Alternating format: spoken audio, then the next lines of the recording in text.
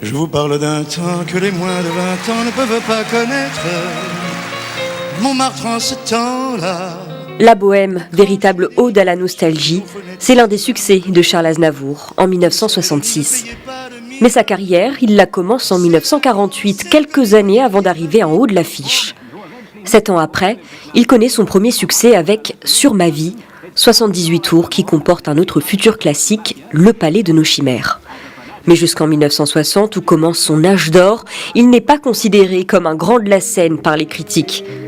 À 36 ans, le 12 décembre à l'Alhambra, celui qui voulait devenir comédien force enfin son destin et révèle son talent scénique avec Je me voyais déjà, une chanson sur les illusions perdues d'un artiste qui le fait entrer dans la légende.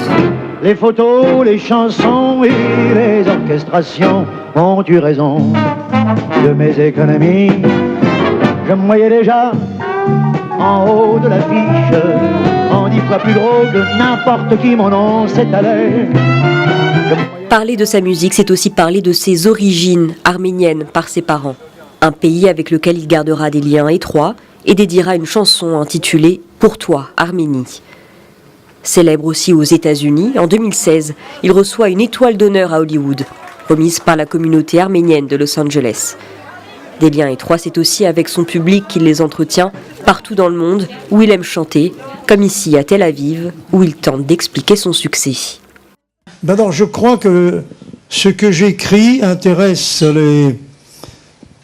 mon public. Ensuite, je ne suis pas différent de mon public. Je suis beaucoup plus disponible que les vedettes que l'on rencontre habituellement et qui sont des stars. Sur scène, il impressionnait par sa vitalité intacte et ne faisait que quelques concessions à l'âge. Un prompteur pour pallier les trous de mémoire, un fauteuil pour les coups de fatigue, fauteuil sur lequel il se reposait plus souvent ces dernières années. Je ne suis pas vieux, je suis âgé, se plaisait-il à nuancer.